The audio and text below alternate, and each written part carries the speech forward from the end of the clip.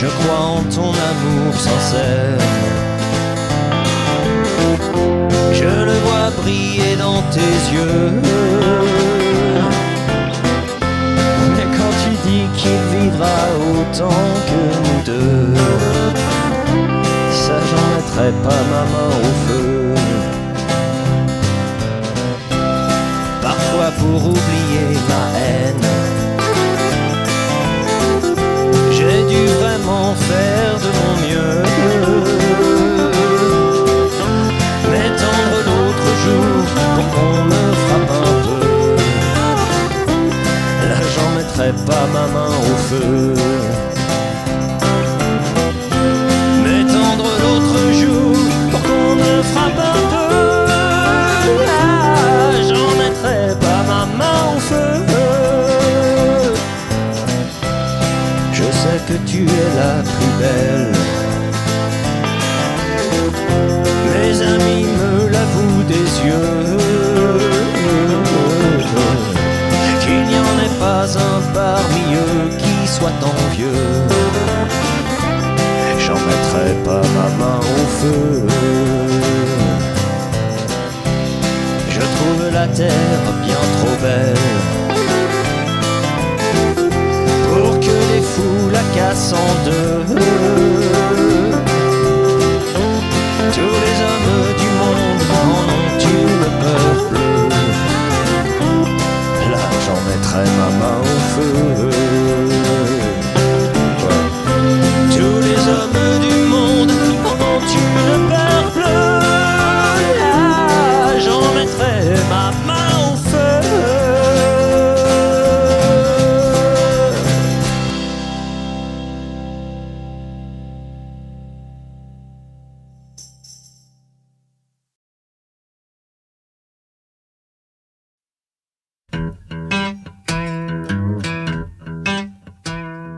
Bonjour, cette vidéo vient en complément du dossier que nous consacrons à la chanson Ma main au feu. Une chanson essentiellement jouée à la guitare acoustique, avec quelques interventions de guitare électrique toutefois. Je vais commencer par vous montrer les accords de la grille qui tournent essentiellement autour du Do, du Sol, du La mineur et du Fa, avec quelques embellissements, quelques variations. Donc vous pouvez passer le Do ainsi. Ou vous pouvez aussi placer l'annulaire sur la corde de Mi grave et l'auriculaire sur la corde de La, de façon à jouer la quinte et la fondamentale rapprochées.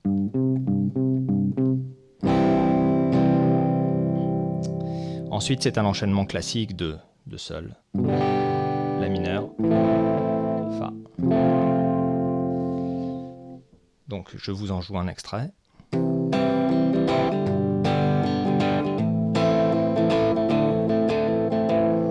Ici, avec un petit embellissement au niveau de la corde de Ré, on la joue à vide. Et on ajoute un petit hammer au niveau de la deuxième case pour reconstituer le La mineur.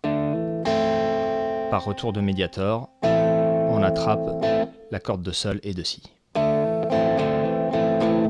On passe au Fa, Sol.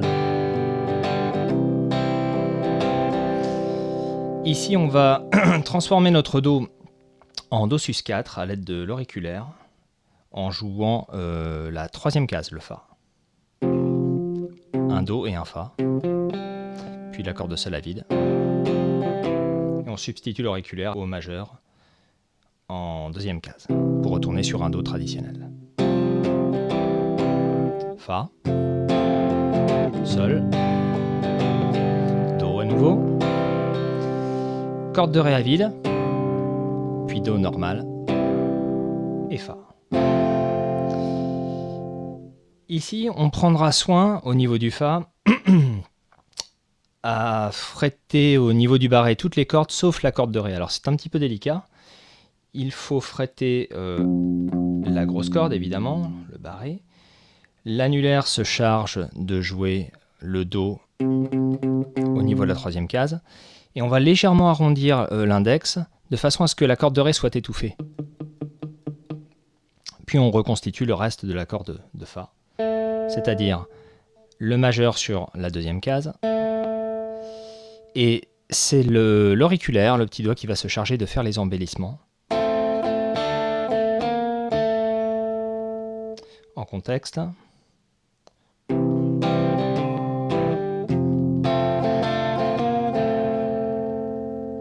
Puis on retourne sur un Do. Sol 7. La septième que vous trouvez au niveau de la première case. Et Do. Donc en entier, tout un couplet.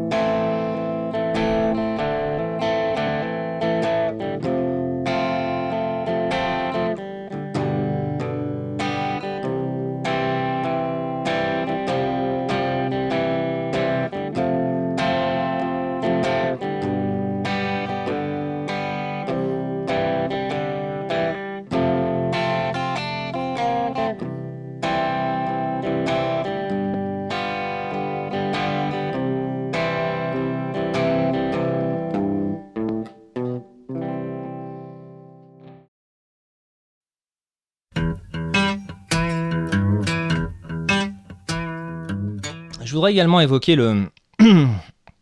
pas seulement la tenue du médiator, mais même le choix du médiator. Ce qui est important, c'est de ne pas faire d'obstruction avec le médiator au niveau du cordier.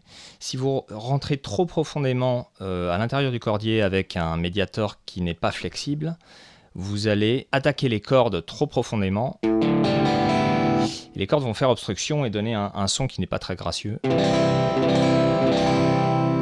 On peut aussi choisir de jouer avec un médiator ultra flexible, ce qui est tout à fait possible, puisque un médiator qu'on pourrait plier glisserait littéralement sur les cordes et ne poserait aucun problème.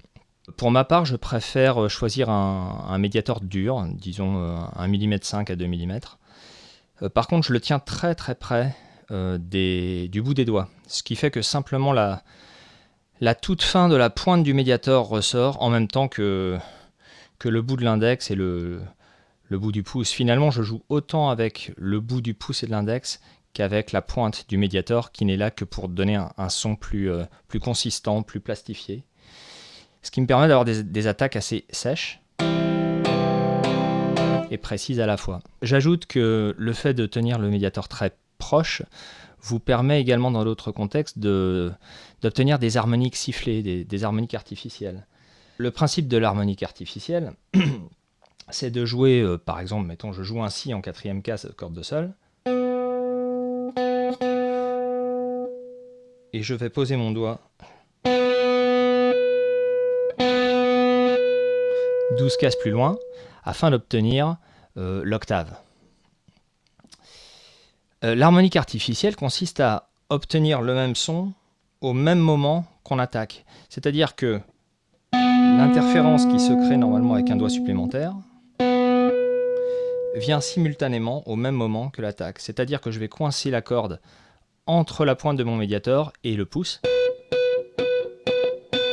et ma sifflante va se faire simultanément. On obtient un son différent selon l'endroit de la corde où on va attaquer. Ce sont des choses assez précises.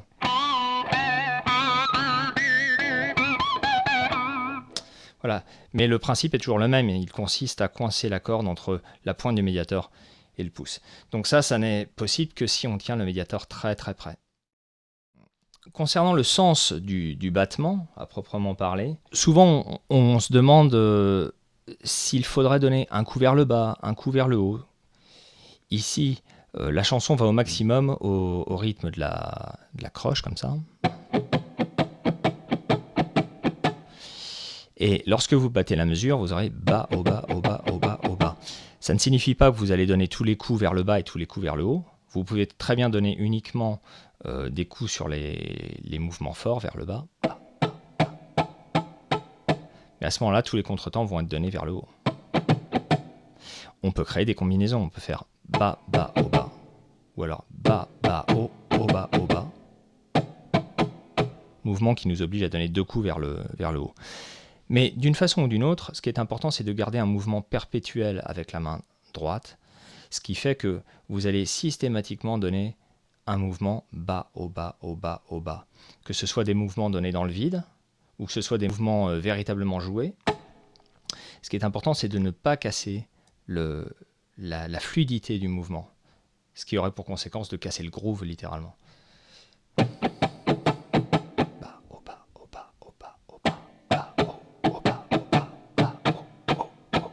Ici, je ne donne que les contretemps, mais de toute façon, mon poignet continue d'être souple.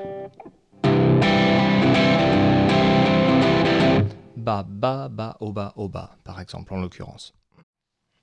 Concernant la dynamique, toujours par rapport au médiator, vous pouvez essayer d'imaginer que votre cordier de guitare est similaire à un kit de batterie. Vous savez que sur une batterie, le pied droit du batteur se charge de donner ce qu'on appelle les poums, les grosses fréquences, les booms, et la main gauche va se charger de donner les tchaks, les fréquences plus percussives. On peut très bien imaginer que la guitare fonctionne un peu pareil, puisque c'est un élément percussif. Alors pour cela, je vais avoir tendance à considérer que mes cordes de mi grave, la et ré correspondent à la grosse caisse d'une batterie qui va donner les poums. Et les cordes sol, si et mi vont équivaloir à la caisse claire et donner des mouvements qui seront équivalents au tchak d'une batterie. Ce qui ferait les poum, tchak, poum, tchak. Voilà, il ne s'agit pas de jouer systématiquement toutes les 6 cordes à chaque attaque, ce qui aura un effet assourdissant, abrutissant pour l'auditoire. Personne n'a envie d'entendre ça, on préfère entendre poum, tchak, tchak, et poum, tchak, poum, tchak, et poum. Entendu que chaque poum correspond à mes cordes basses et chaque tchak correspond à mes cordes aiguës. Voilà. Si on arrive à alterner ainsi et les mouvements vers le bas, la fluidité, les mouvements vers le haut, et ainsi que la dynamique, les éléments de dynamique, c'est-à-dire de donner des coups dans les cordes basses, puis alterner avec les cordes aiguës, on arrive à quelque chose d'à peu près consistant et d'intéressant.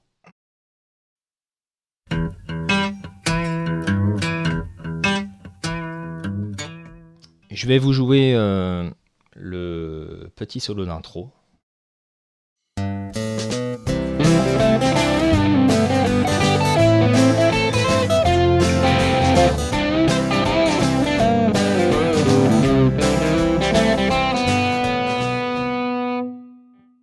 Donc je vais vous décomposer tout ça. En fait, c'est un solo qui part sur de la penta majeure, une gamme de pentatonique majeure. 7e case, 5e case et 7e case. Je pars sur la corde de La une fois, puis corde de Ré, 5e et 7e. Corde de Sol, 5e et 7e à nouveau. Lorsque j'arrive au niveau de du Ré en 7e case, sur la corde de Sol, je pose simultanément l'annulaire et l'auriculaire sur respectivement la corde de Sol et la corde de Si. La corde de Si va être tenue de façon statique avec le petit doigt. Je ne bouge pas, par contre je fais un bend avec l'annulaire,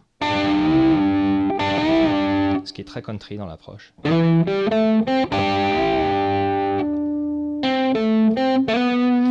glisse en 9e case, là je vais chercher un arpège de Sol. Je joue corde de Ré 9e case, corde de Sol 7e, et puis je joue le Sol sur la corde de Si.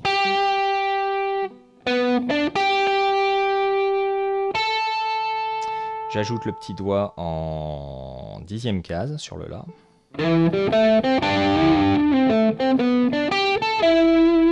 Et je rajoute un Mi sur la corde de Sol en 9e case. Ici, je suis déjà sur un arpège de La mineur. L'arpège entier étant...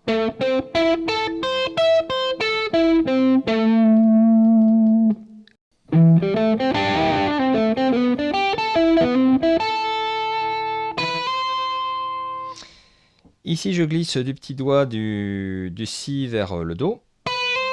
12e, 13e case en corde de Si. Un Mi aigu. Petite corde. Et je termine sur un Fa, puisque je résous sur un accord de Fa à cet endroit-là. Le Fa que je trouve en 10e case corde de Sol. Un Do dans les basses, et puis un petit barré en 12e case pour créer une harmonie intéressante. Je relâche ici le deuxième barré de l'annulaire pour me retrouver avec typiquement un Fa en 10e case. Une triade de Fa. Ici, je reprends le procédé que j'ai utilisé tout à l'heure avec mon bend. Sauf que cette fois, je vais barrer avec l'auriculaire depuis la toute petite corde. C'est-à-dire que je vais faire un barré avec l'auriculaire sur 2 cordes.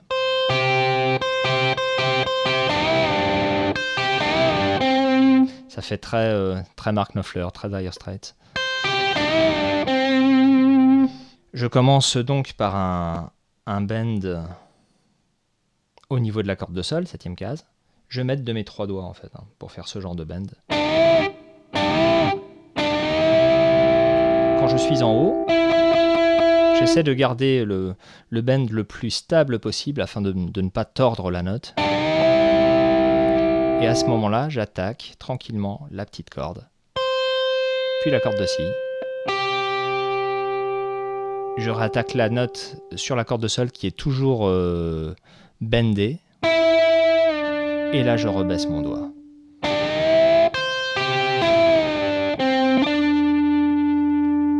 J'ai joué Do, Ré. Ici, je fais un léger bend au niveau de la corde de Ré, 7e case, pour résoudre sur le Sol. Je démange de 2 cases vers les basses. Et même mouvement. Je joue un La sur la corde de Mi. Et je termine sur un Do. Mon petit phrasé country se termine avec un plan cliché. Ré, Ré dièse, Mi.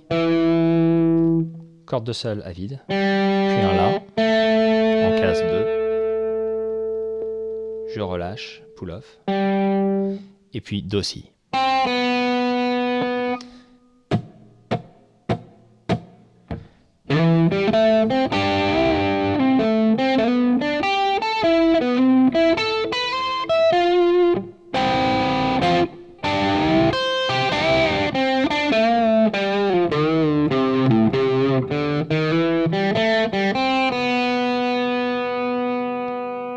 Voilà pour ce petit solo d'intro.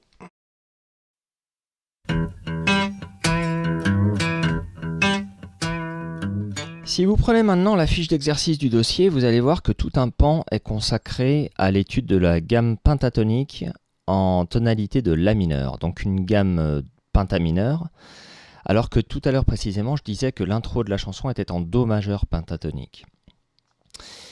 Donc quel est le cousinage entre La mineur et Do ?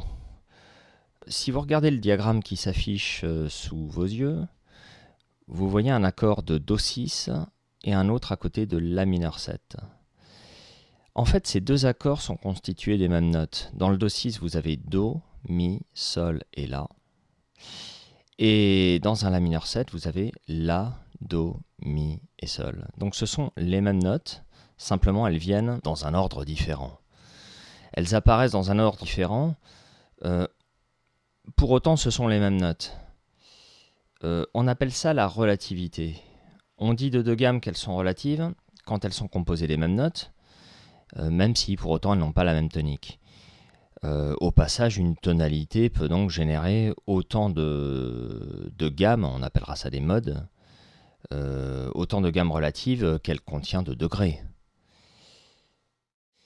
Si vous observez maintenant le diagramme qui s'affiche sur l'écran, vous voyez que la gamme de Do majeur pentatonique est seulement décalée d'une tierce mineure plus haut que la gamme pentatonique de La mineur. Donc c'est très exactement cyclique. On a quelque chose qui tourne sur 5 notes en décalé. Et donc ce qu'il faut comprendre, c'est que les notes contenues dans ces deux gammes relatives, que sont La mineur et Do majeur, les deux pentatoniques, toutes ces notes sont strictement identiques. Ce qui fait que vous jouiez sur du La mineur ou sur du Do, vous pourrez utiliser l'une ou l'autre comme gamme. Maintenant, selon que vous axerez plutôt votre jeu sur la note Do ou alors plutôt sur la note La, vous donnerez une couleur un peu plus gaie ou alors un peu plus triste à vos improvisations. Je vais vous jouer la première position de la gamme mineure pentatonique de La, que vous trouvez en 5e case.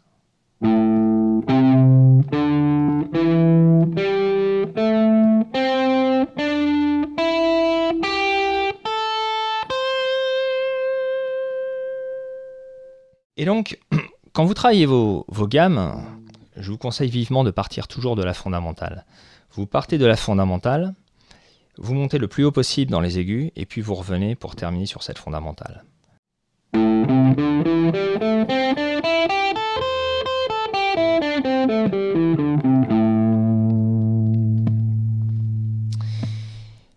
Je peux décider de partir sur une autre position. Je peux partir, par exemple, au niveau de la deuxième note jouée ici.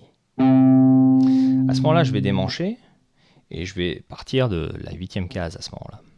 L'important pour moi, c'est, afin de rester focalisé sur une tonalité de La mineur, puisque c'est ce qui m'intéresse, je vais évacuer le problème du Do sur lequel je pars ici, en allant chercher immédiatement ma position de La.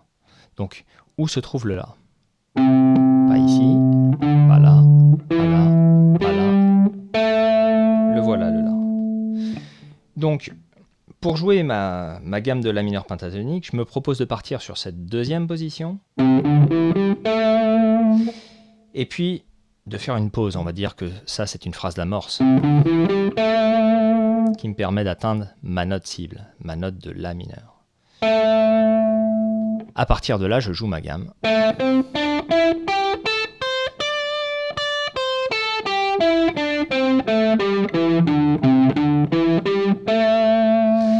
Et je prends toujours soin de terminer sur ma note importante, la note qui est le noyau central de mon harmonie, donc ici le La.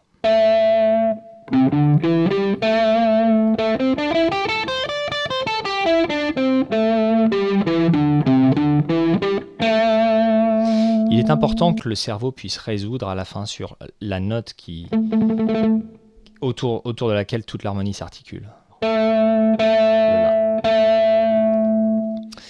Donc je peux faire la même chose avec la position suivante.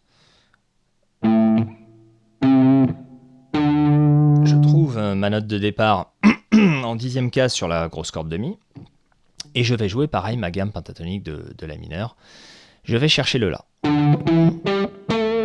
Il est ici, en 12e case. 12e case, corde de La. Alors j'y vais.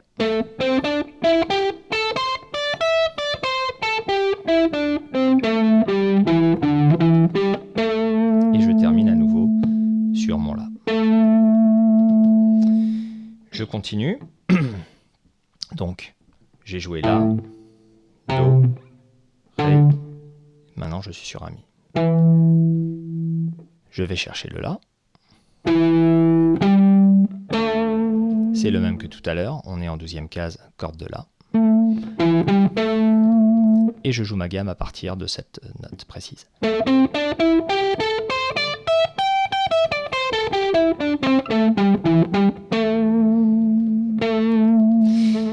Il me reste une dernière position à explorer. C'est celle qui va commencer par le Sol, en 3e case ici. Sol, La. Et voilà ma phrase d'amorce. Ensuite, je monte ma gamme à partir du La.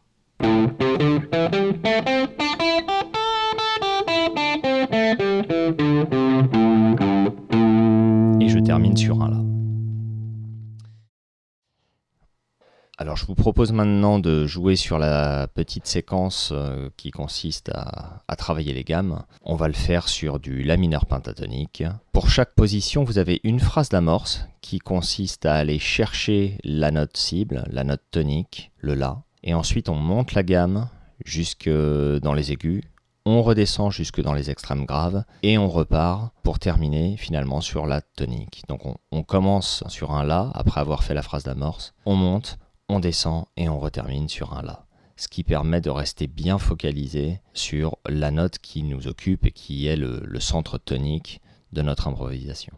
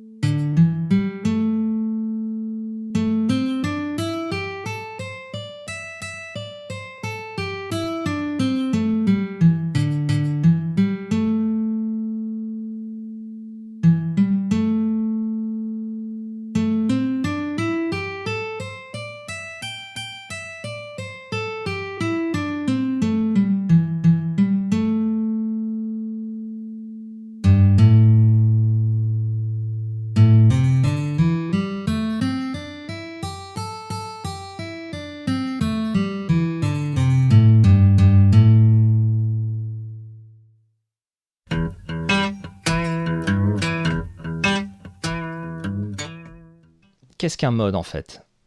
Un mode, c'est une gamme qui va découler d'une autre gamme lorsqu'on prend comme tonique les différents degrés successifs de la gamme initiale. Alors c'est un petit peu complexe présenté comme ça, mais si par exemple je joue ma gamme de La mineur pentatonique et que je joue toutes mes notes, c'est-à-dire il y en a 5, eh bien je peux décider que ma deuxième note va être la tonique d'une nouvelle gamme. Et à ce moment-là, j'élimine complètement ma notion de La tout à l'heure et je décide que ma nouvelle note va être le point central, le noyau harmonique d'une nouvelle gamme et donc d'une nouvelle tonalité. Autrement dit, si je peux m'exprimer ainsi, le deuxième degré de ma gamme de La mineur pentatonique va être un mode de Do, puisque je pars d'un Do. Un mode de Do, et en fait, ce deuxième degré de gamme mineure pentatonique va être la gamme majeure pentatonique de Do. Mode 2 de La mineur pentatonique égale mode 1 de Do majeur pentatonique. Et en fait, si je pars de cette note-là du Do, et que je joue ainsi,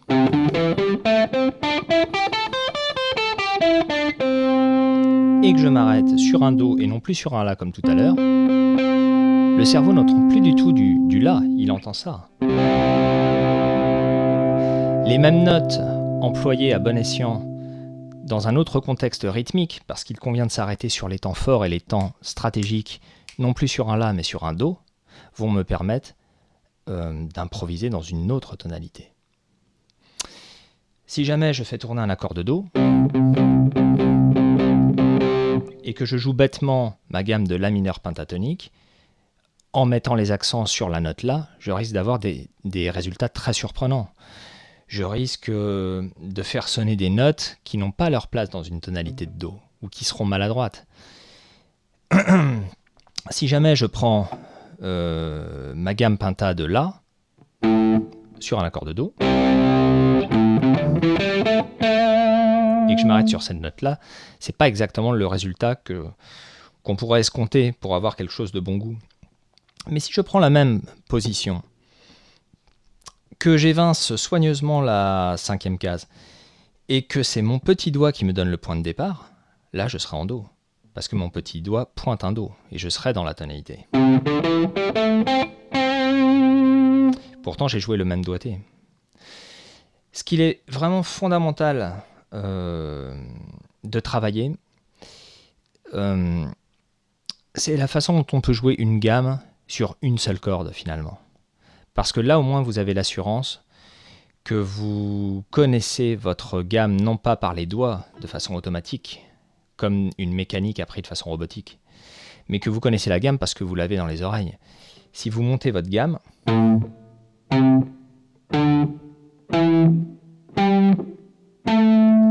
là je suis allé chercher ma gamme pour ce qu'elle est sur une seule corde, et je suis allé chercher les notes que je voulais entendre. Et il ne s'agit pas du tout de faire une espèce de gymnastique répétitif, où finalement ce sont plus les doigts qui parlent que le cerveau humain.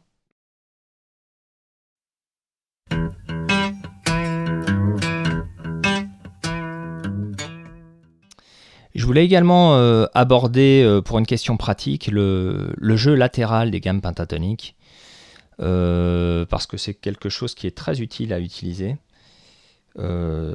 surtout en penta majeur en fait. Votre gamme de Do penta majeur, vous pouvez la jouer ainsi, comme on l'a fait tout à l'heure, en partant du petit doigt, sur la première position de La mineur pentatonique justement. Et en prenant la première position de La mineur pentatonique en partant du petit doigt, vous jouez la gamme de Do, la relative majeure. Donc, on peut avoir les notes de cette façon.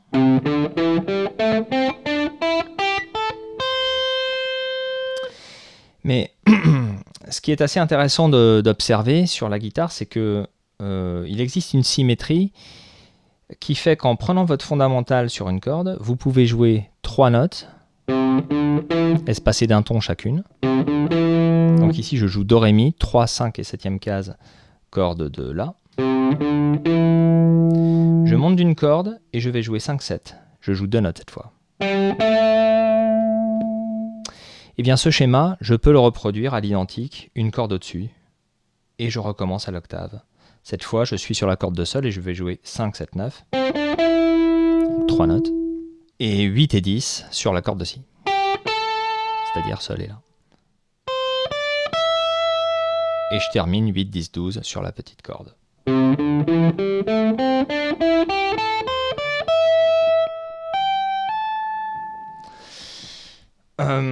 Je peux également fonctionner avec un jeu de glissé qui est très intéressant. Et à la limite, je peux même partir de la quinte au-dessous du Sol dans les aigus, dans les graves, pardon, corde de Mi grave. Je joue 2 notes en hammer. Je joue ma fondamentale une fois. Je joue une deuxième fois le Ré et je glisse. Voici le phrasé. Attaque vers le bas, par exemple, mettons. Hammer. J'attaque la corde du dessus, 2 fois, je glisse. Et je reproduis la même gymnastique.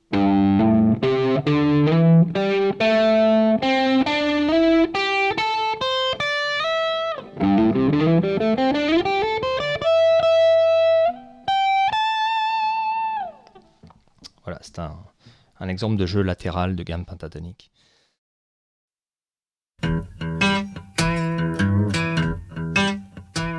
Je voulais également aborder la notion de caged system. Pendant le morceau, vous remarquerez qu'il y a certains petits contre-champs, des choses comme ça. Je crois que c'est la première intervention d'ailleurs qui commence comme ça. En fait, ce sont des fragments d'accords. Quand je fais ceci, c'est en fait un accord de Do qui se dessine. Et cet accord de Do en barré, donc il s'agit d'un Do que je fais en barrant la 8e case tout du long. Ça ressemble à un dessin de Fa. Hein. C'est un Fa que j'ai déplacé de cette case. Et c'est un accord qui est induit par la deuxième position qu'on a vue tout à l'heure de La mineur pentatonique, ou alors la première position de Do majeur pentatonique, puisqu'on a vu que c'était finalement la même chose. Donc cette position,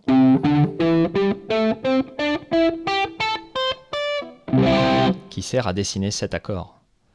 Et vous retrouverez sur la fiche d'exercice toutes les positions de gamme et tous les accords qui sont induits par ces positions de gamme. Et elles sont interdépendantes. Elles permettent de créer des embellissements.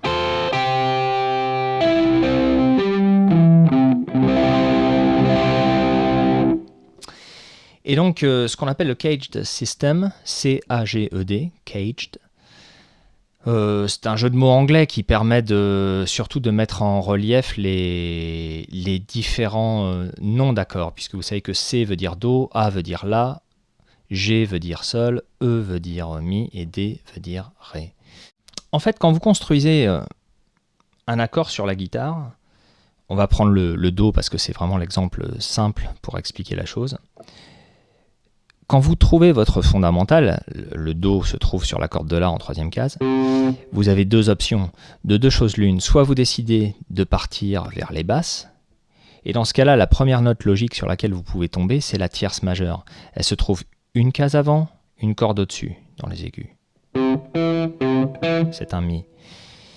Eh bien, vous pouvez soit décider de partir et de former votre accord de cette façon, ou alors vous pouvez décider de partir deux cases plus loin vers les aigus.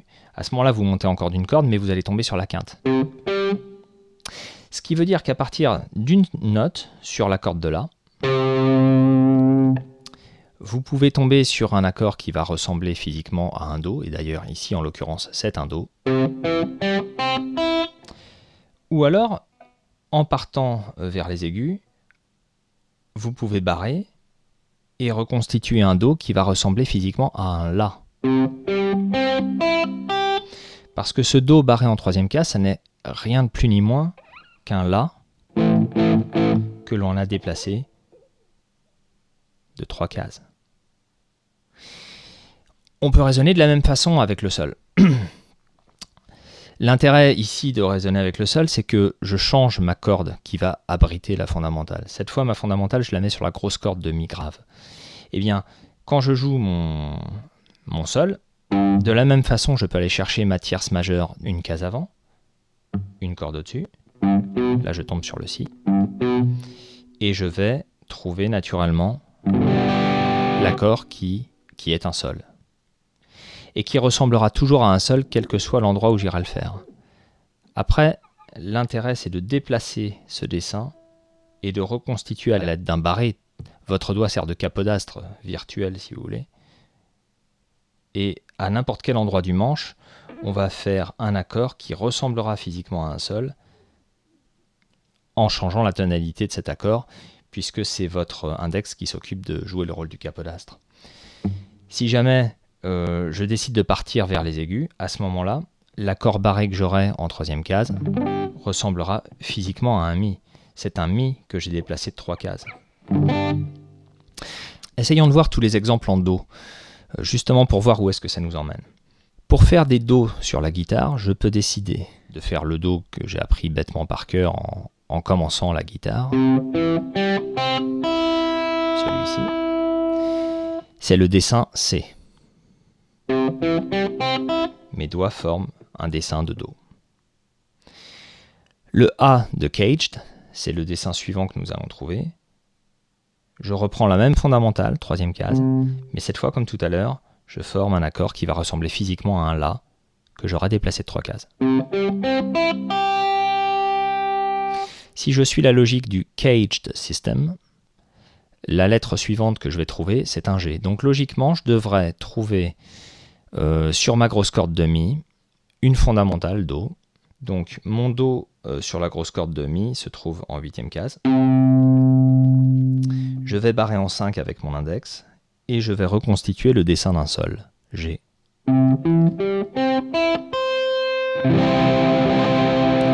On a pour l'instant C, A, G, de Caged. Il nous reste le E à trouver. Eh bien, c'est le dessin suivant. Je garde ma même fondamentale, 8e case. Et je reconstitue à l'aide des doigts restants le dessin du E, donc du Mi. Et c'est un Mi que j'ai déplacé jusqu'en barrant la 8e case.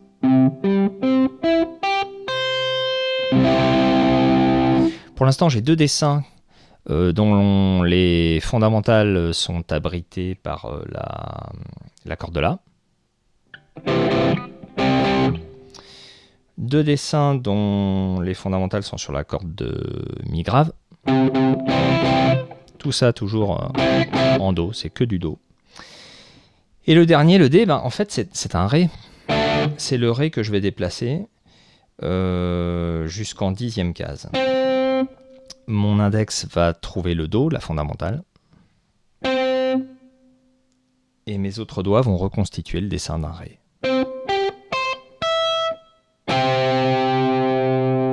Sauf qu'il ne s'agira pas d'un Ré, il s'agira d'un Do, puisque ma fondamentale se trouvera ici.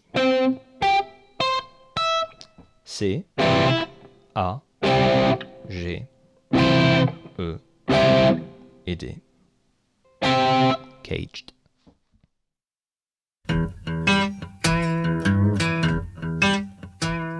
Tout à l'heure, je disais qu'il était intéressant d'apprendre à jouer une gamme sur une seule corde, parce que au moins on avait l'assurance qu'on avait la gamme dans la tête et qu'on allait chercher de façon intuitive les notes constituant la gamme. Si jamais je m'amuse à jouer une gamme de Do majeur, mode ionien tout à fait traditionnel sur la corde de Si par exemple, je la trouve ici.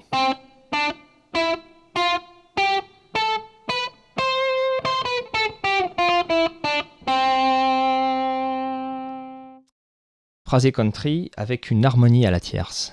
Le principe est assez simple, il consiste à jouer les notes principales sur la corde de Si et à harmoniser au niveau de la corde de Ré à la tierce. En fait, quand je joue un Do sur la corde de Si je veux harmoniser à la tierce, ça veut dire que je vais jouer la tierce de ce Do. Quelle est la tierce de Do? C'est Mi. Donc je vais jouer un Mi sur la corde de Ré. Et ici, j'ai joué simultanément le Do et sa tierce. Si jamais je fais la même chose que ce que j'ai fait tout à l'heure sur ma corde de Si, c'est-à-dire jouer la gamme, etc., en partant du Mi, alors je vais jouer la même séquence, mais décalée. Je ne vais pas jouer Do et Ré. Je peux continuer ma gamme à partir du Mi, et je vais donc jouer Mi, Fa, Sol, La, Si, Do, Ré, Mi.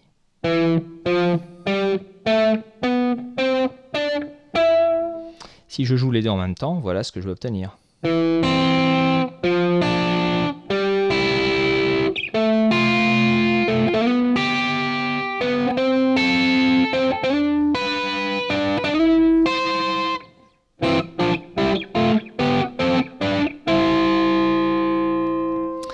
Et ça rappelle les petits phrasés qu'on a à un moment donné. Quand je joue ça, par exemple, c'est que je suis en Fa. Comment est-ce que je sais que je suis en Fa? Grâce au caged system, justement. Regardez ce qu'on a vu tout à l'heure. Voilà ma fondamentale. Ce dessin ressemble évidemment étrangement à un accord de Do. Je fais un barré en 5 et je retrouve l'accord de Do que j'ai déplacé jusqu'à obtenir une tonalité de Fa. Maintenant, je focalise exclusivement sur ces deux notes.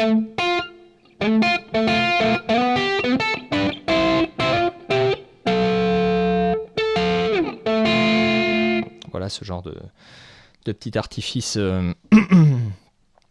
country, typiquement country, très utilisé. Un dernier détail par rapport à la façon d'harmoniser ce genre de gamme, ça fonctionne évidemment sur toutes les gammes. Je vais prendre la deuxième gamme la plus voisine pour vous donner un deuxième exemple.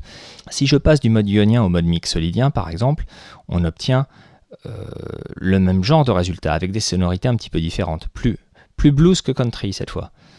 Parce que quelle est la différence entre le mode ionien et le mode mixolydien? Cette différence tient en une seule note, c'est la 7e. Quand je joue du ionien en Do, si je m'arrête sur la 7e note, 1, 2, 3, 4, 5, 6, voilà ma 7e note, c'est une 7e majeure. Elle sert à jouer tout sauf du blues. Elle sert à jouer de la country, de la bossa. On peut très bien imaginer quelque chose comme... Ça fait assez latin. Mais pour jouer du blues, ça n'ira pas du tout. On ne peut pas faire... Ça frotte. Pour jouer du blues, il nous faut un mode mixolydien, il nous faut donc un accord de septième de dominante, et cette septième, je la décale d'un cran vers la gauche, vers les basses. Je transforme mon si en si bémol en l'occurrence.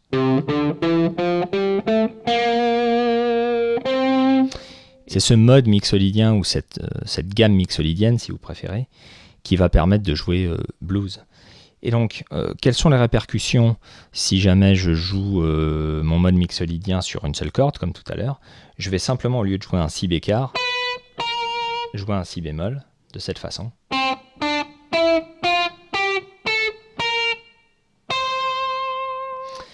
Et là, je me retrouve dans des sonorités beaucoup plus blues. Je fais la même chose au niveau de la corde de Ré. Je vais donc jouer Mi, Fa, Sol, La, Si bémol et Do. Le voilà, le Si bémol, alors que tout à l'heure je jouais ici. Et Do. Donc je me retrouve à faire ça en fait.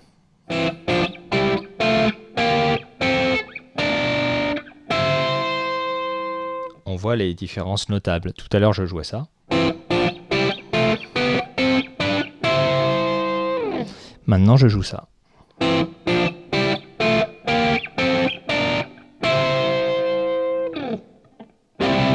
Beaucoup plus blues dans l'approche.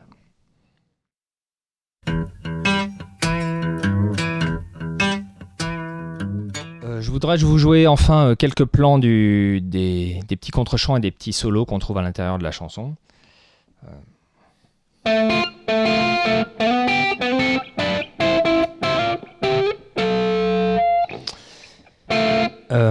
Ici je joue mes attaques avec le médiator et à l'aide du majeur.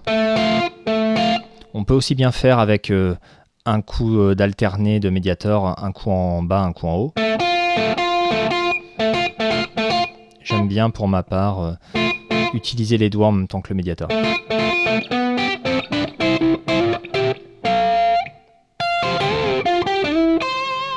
Ce genre de phrasé qu'on a déjà vu dans l'intro. Je fais le petit barré avec l'auriculaire sur les deux cordes de tout à l'heure.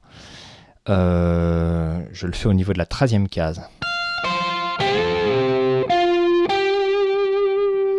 Et un glissé en 14e case sur la corde de Ré. Toujours dans l'optique d'harmoniser à la tierce. Toujours la même histoire.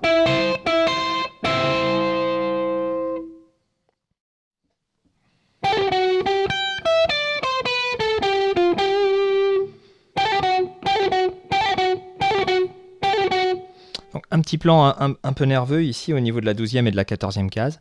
C'est un hammer et pull-off direct avec une seule attaque. Puis je glisse d'une case dans les basses au niveau de la 11e case en réattaquant. Je reviens en 12. Deux cordes sur la petite... deux notes sur la petite corde. 15-12. 15-13-12 sur la corde de Si. 14-12 sur la corde de Sol. Corde de Ré, 15e case. Et 12e.